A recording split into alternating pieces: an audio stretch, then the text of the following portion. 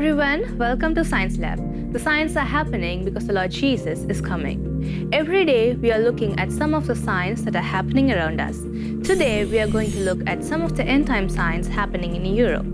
Emmanuel Macron appears to be rising as Europe's strongman, while Germany waits in the background. French President Emmanuel Macron wants to be seen as Europe's strongman. Since his inauguration in 2017, he has portrayed himself as Europe's great visionary. In doing so, his rhetoric has become much more aggressive and hostile toward the United States. But while Macron draws the media's attention, he acts as a mouthpiece of Germany's interests. In November 2018, Macron called for a true European army to protect Europe from China, Russia, and even the United States. Recently, he called the North Atlantic Treaty Organization brain dead. But while distancing himself from the US, he is promising France's love to Germany. Clearly, Macron trusts Germany more than the US. But it was Germany that repeatedly sought to destroy France in recent history. Macron's statements against the US and NATO are unprecedented, but behind all his demands to reform and reorient the European Union hides another force. This force has worked underground for several decades. Macron's demands are, in many cases, what Germany has wanted for decades. On September 26, 2017, the newly elected French president delivered a passionate speech in Sorbonne, France. Macron made an unprecedented commitment of France to the greater European project. His speech wasn't just about France, though it was addressed to all Europe. He urged every member state to fight for Europe's sovereignty rather than its own. Macron said that those who viewed the European Union headquarters in Brussels as overly bureaucratic and powerless were forgetting that Brussels is us, always at every moment. It is up to Europe to make us support them here and now. At the very beginning of his term, Macron was called on of Europe to get behind Brussels. But who controls Brussels? Germany is EU's largest, most powerful and most influential nation. It is using the EU as a tool to stealthily fulfill its own ambitions. Anyone who has followed the European Union knows that nothing significant happens in Brussels without Germany's sanctions and endorsements. The EU's economic strength hinges on Germany. Its whole system is designed to create a European superstate that is dominated by and dependent on Germany. Germany is the largest net contributor to the EU, with around 83 million inhabitants and a gross domestic product of nearly $4 trillion.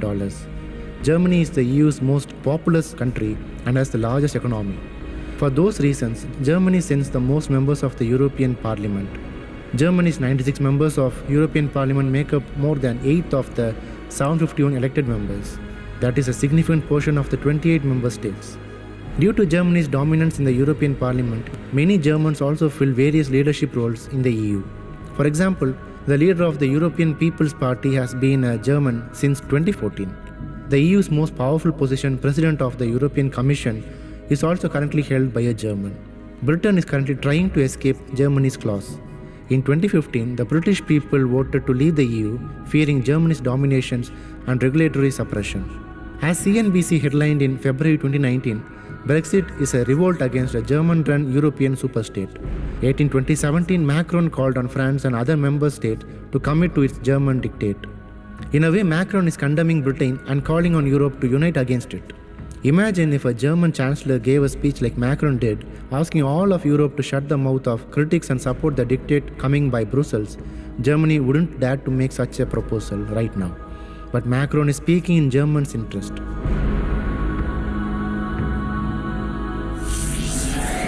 Since the end of World War II, it has been clear to European leaders that only a united Europe could preserve the continent's peace and guarantee its future. But without Germany, Europe lacks strength. France's strategy is to empower Germany to strengthen Europe. But few notice that Macron is giving in to demands Germany made decades ago. Macron's comments about NATO's apparent brain death are a direct criticism against the US, while the US hasn't led the military organization perfectly. European member states, including France, haven't spent the minimum requirements on their military, as required by NATO rules. So why does Macron so harshly criticize the leadership of an alliance that has provided Europe's security for decades? NATO's first Secretary General, Lord Hastings Ismay, described NATO's goals: keep the Russians out, the Americans in, and Germans down. The US-led military alliance has allowed Germany to rearm, but also hope to suppress Germany's military ambitions. Obviously, Germany is opposed to that goal.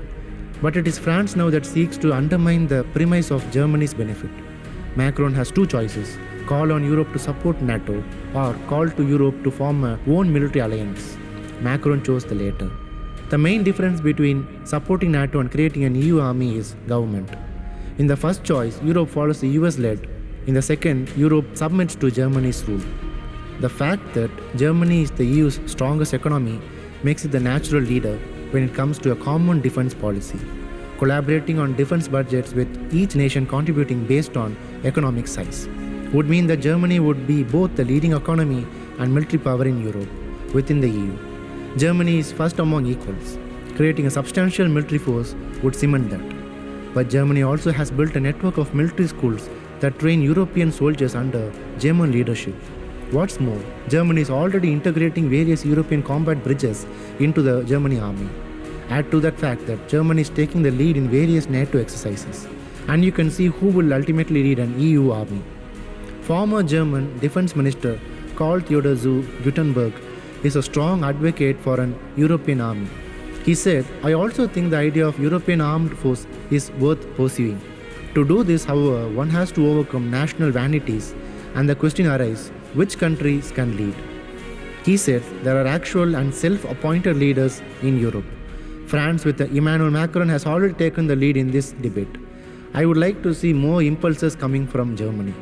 However, one would have to overcome some understandably historical complexes.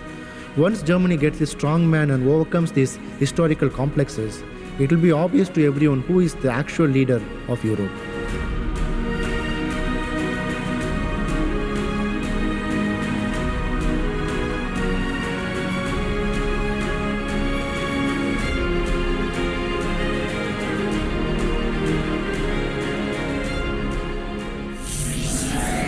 We have seen about the end-time signs happening in Europe, but there is more. Do not go anywhere. We will meet you after a short break.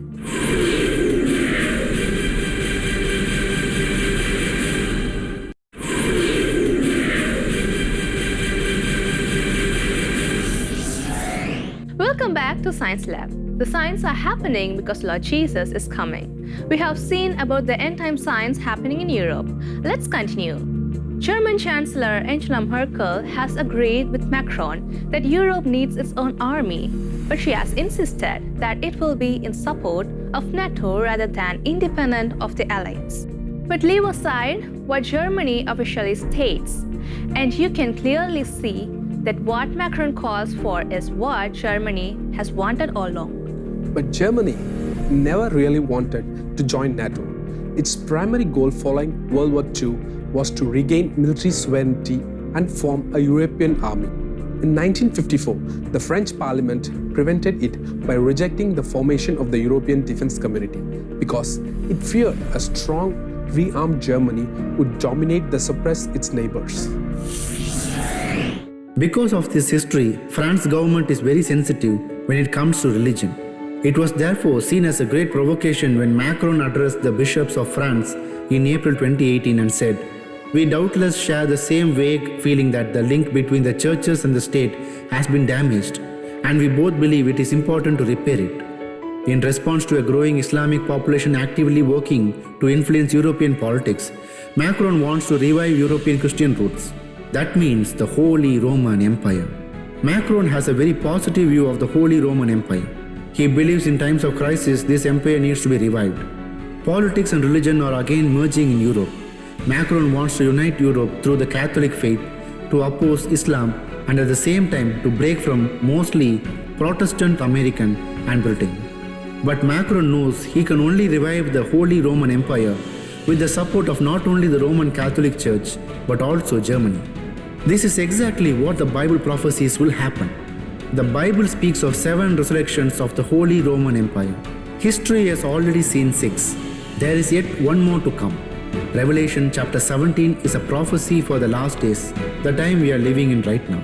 with Daniel chapter 2, it reveals that this last resurrection of the Holy Roman Empire will be ruled by 10 kings. Revelation chapter 17 verse 12 to 13 reads, "The 10 horns which you saw are 10 kings, who have received no kingdom as yet, but they received authority for 1 hour as kings with the beast. These are of one mind, and they will give their power and authority to the beast." This prophecy shows that the European Union, currently at 28 nations. Britain has already withdrawn from the EU, others will follow or be kicked out. Verse 13 shows that these 10 kings will all have one mind, and it will be revolving around the German mind and the Holy Roman Empire mind. These kings will give their power and strength unto the beast. This is a prophecy that these nations will be anchored to Germany. France of all countries is the first to admit it. Macron's demand for France to ally with Germany and the Roman Catholic Church is fulfilling this prophecy to a T. Macron seeks to resolve the link between the Catholic Church and the state. But the Holy Roman Empire was not only famous for its church-state union, but also for its military.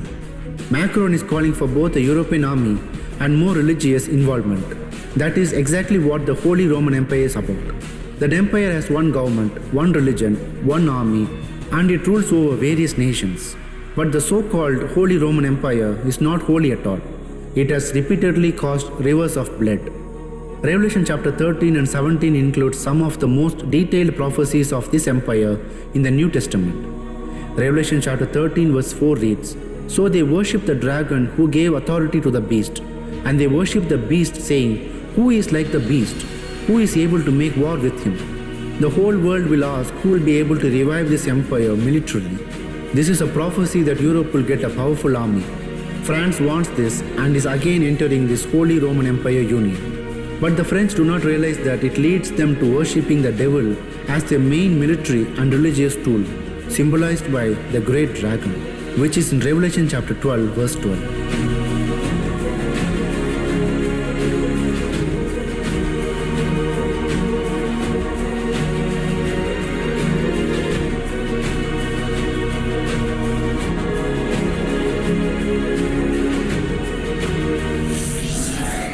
While many leaders in Europe are striving to create a strong European empire, the Bible reveals how it will come about.